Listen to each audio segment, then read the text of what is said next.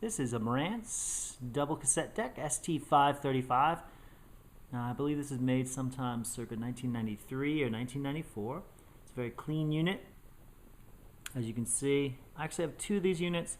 One of them actually has a blemish on it, and I kept that one and decided to sell this one. So you're going to get pretty much a blemish-free product. In fact, I've looked at this and I haven't seen anything that really stands out at all.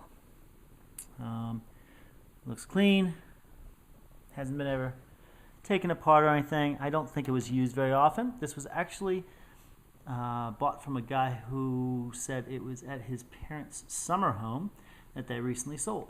So I think they probably used this very little and probably had disposable income to pay for this. So again, I don't see any blemishes, any problems, anything that stands out really. It's a Marantz. It's a nice deck. Like I said, I've got a second one that I got for much cheaper than I bought this one for. I actually bought this one just to record tape to tape, and then I got the other one about, I don't know, 4 months later, and I was using this one for a while, but I decided to go ahead and sell that. I've got tape decks galore. So there it is.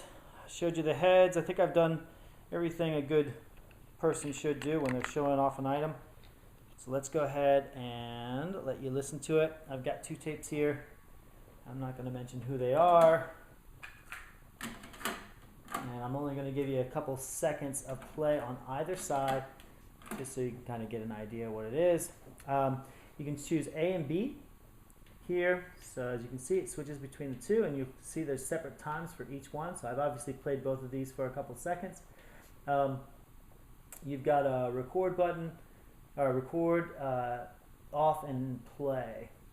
So I guess if you wanted to just make these two decks play only, you'd put it on the play. We've got Dolby off, B and C.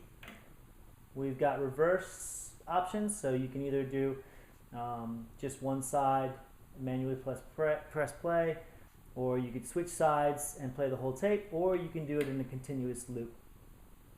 You've got your phone in works fine, and your level for that phone in, your record button, your mute button.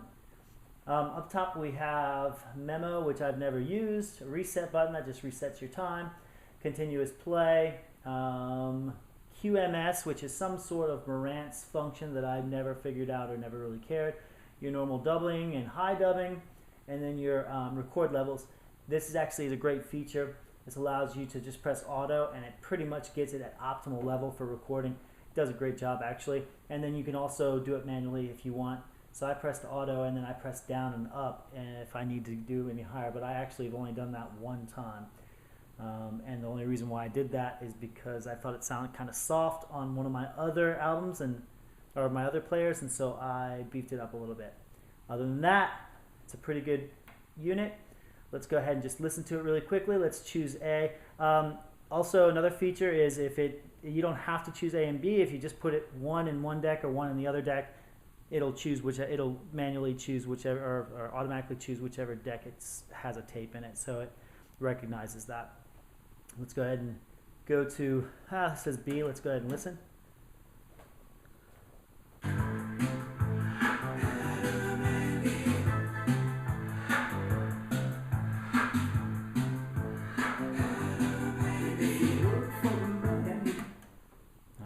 There's that one. Let's go ahead and go to A and press play. We'll go the other way.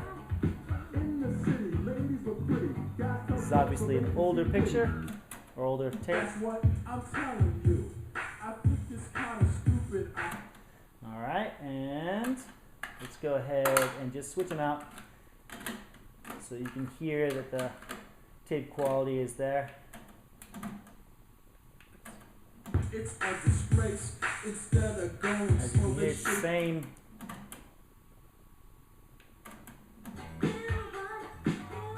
Definitely the same. And then we'll press A.